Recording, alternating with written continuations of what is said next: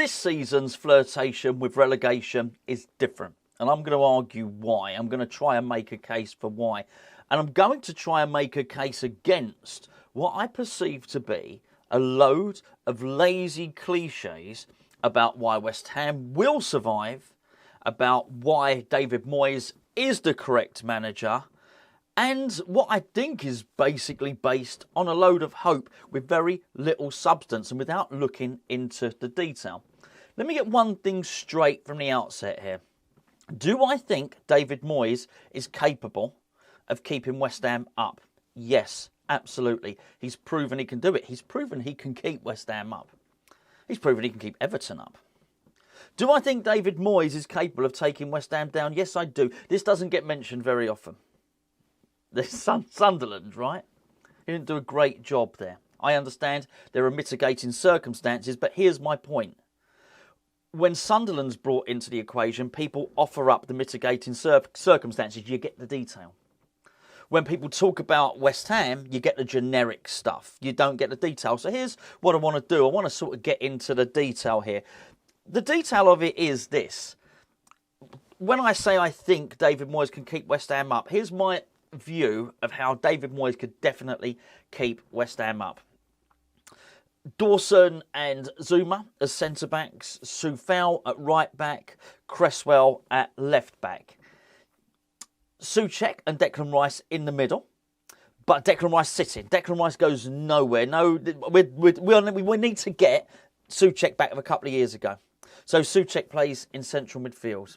Attacking midfield would probably be Pablo Fornals, it would be Bowen, it would be Antonio, and maybe occasionally you get a bit of Ben Rama on the left, possibly with a bit of Ben Rama and a bit of Emerson. That's the team I think David Moyes would be able to grind it out for the rest of the season. Sort the set plays out, grind it out, we get there. But can you see the problem with that? You see the problem, right? Because that is a problem. I know some might say, well, that's okay. Now, that's not definite that he keeps us up. But what I'm saying is, I think if he jettisons the new signings, doesn't involve them, because I'm not convinced he can get them playing. If he jettisons those and he just goes back to very old basic David Moyes, then he keeps us up. The problem is there, then it would be that the money is wasted. The other scenario is that David Moyes keeps trying to integrate these new players and get us scoring goals and get us shutting up shop at the back, and it doesn't work out. But anyway, I'll get to the rest of it in just a bit.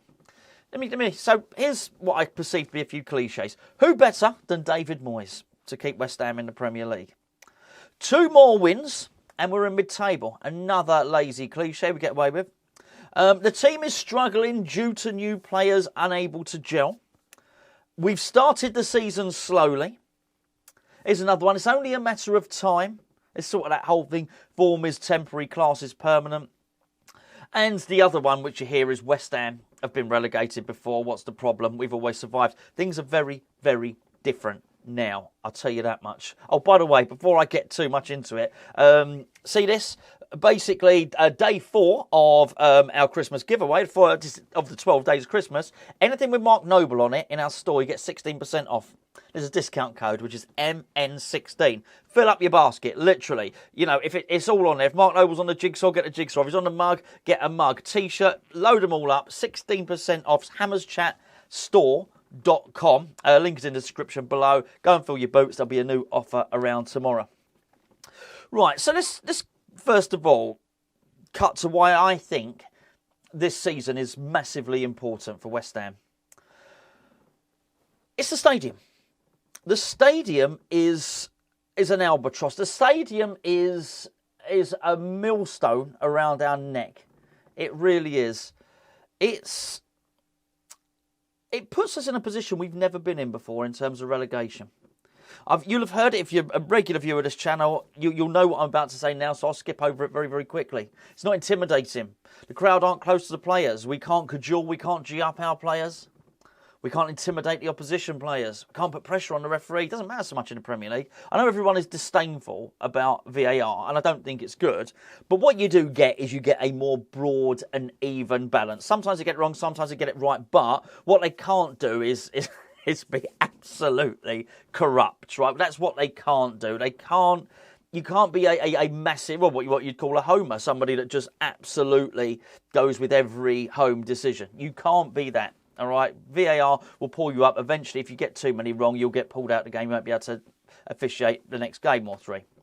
That doesn't happen in the Championship. That won't happen in the Championship. Home advantage is very, very real. It's a very real thing. We don't have any. Upton Park was intimidating.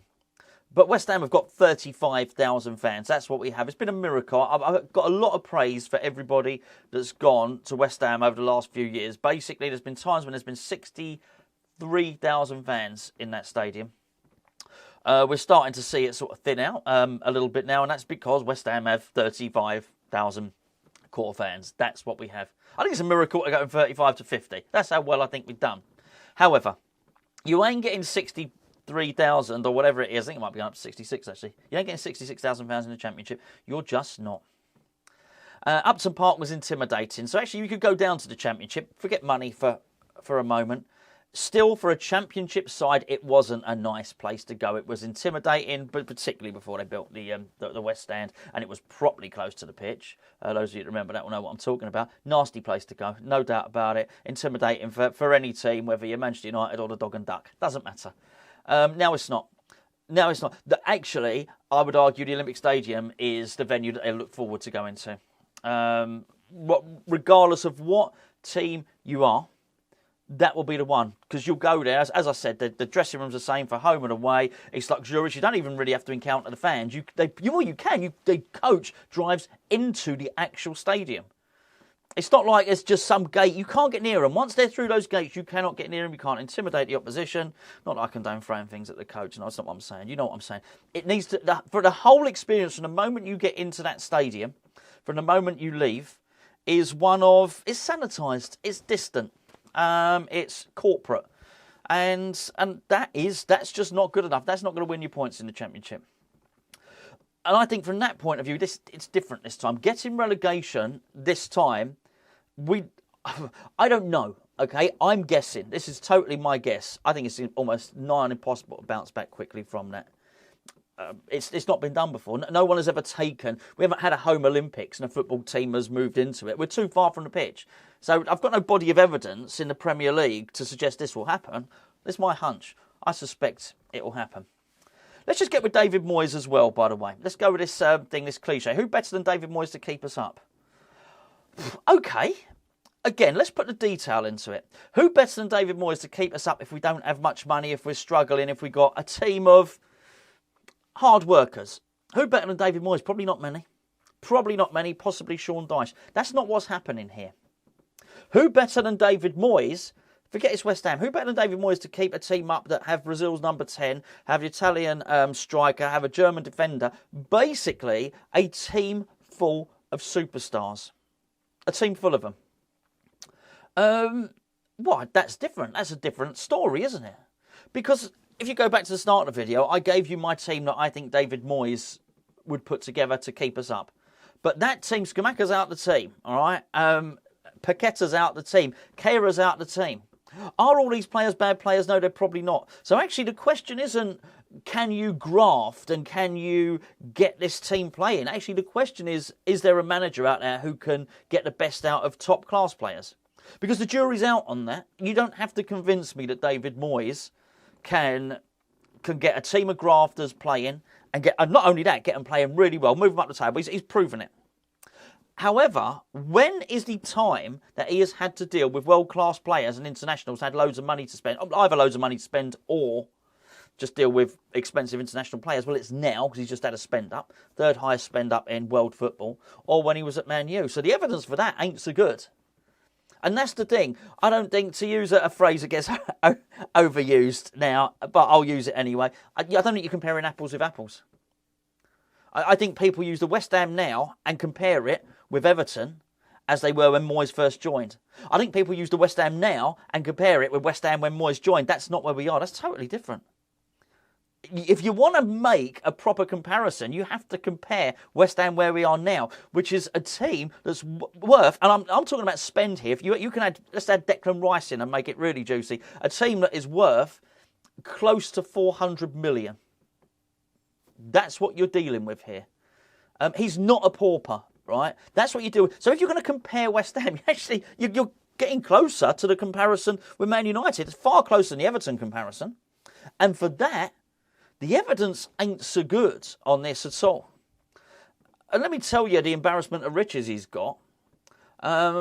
He's £30 million defender from Chelsea. Breaks down. After what was Zuma? 12 minutes, I think.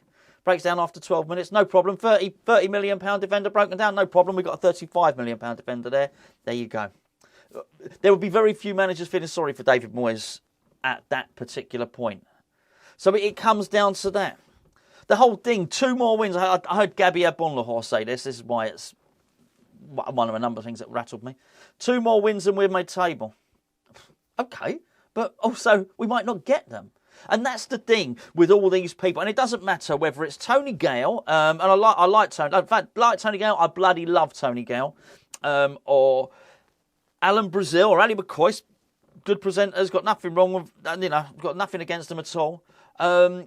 Or Gabby Bonlahor or anyone else. They're all petrified. You won't hear a single one of them when a manager, very, very few, have got the balls to turn around when a manager's in trouble and say, actually, I think they should sack him. I think he should go. I think it's their time. They don't. And they don't want to. I don't know why, because this is the difference, by the way, unfortunately, when you get rid of proper journalists who have trained in journalism and you get former football people to commentate on football. It is such a closed shop, no one wants to say it. So they'll load the gun, but they won't fire it. They'll give you the ammunition.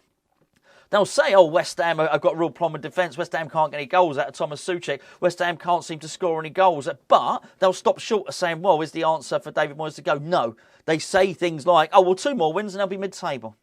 They can't quite follow their argument to its fullest conclusion because they're embedded. They're part of it. They're part of the game. They're part of the game. They won't do it. The biggest one, if you've ever listened to it, is Jim White. Now, I know Simon Jordan is not everybody's cup of tea, but he will go out and he will say, I don't think Steven Gerrard's a manager. I don't think he's going to do it. I don't think Solskjaer, I don't know why they've given him the job. I think he'll fail at Man U. And Jim White next to him will say, you can't say that. You can't say that. Surely he deserves this. Surely desperate. Jim White's part of it. Even though he's not a former footballer, he's so entrenched from him. He's got everyone's numbers on his phone. He can't say anything. The impartiality's gone.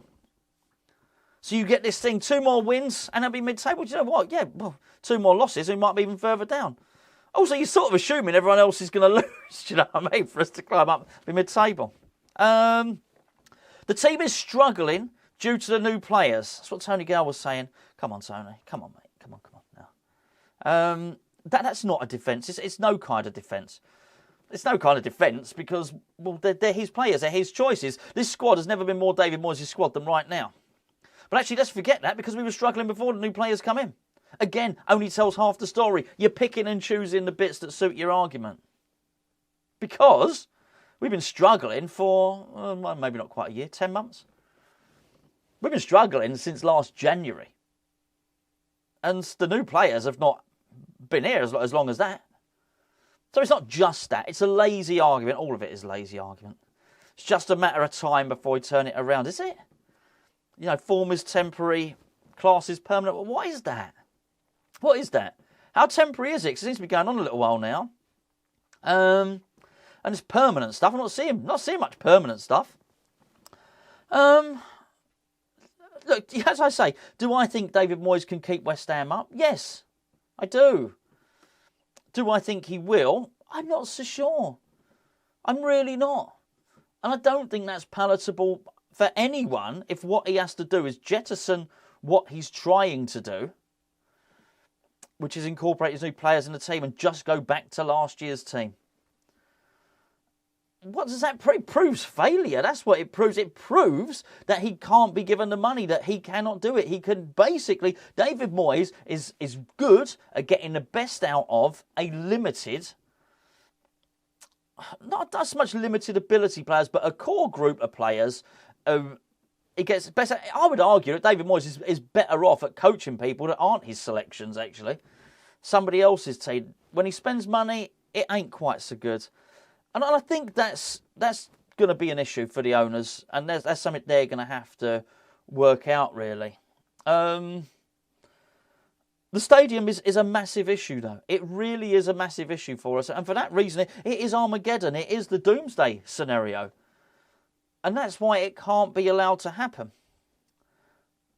But then this is the argument that comes over. Oh, you can't say David Moyes. Who better? Who better? Name me a person that's better than David Moyes. And the argument is entrenched in David Moyes' reputation from saving the club from relegation. And it strips out all the money that's been spent. It strips out the international players. Because maybe, just maybe, the firefighter, the Sam Allardyce, the Tony Pulis, the Sean Dyche, or the David Moyes is not the person we need. When people say it, maybe you actually need somebody who can get the technical players playing rather than going back to it and trying to grind it out.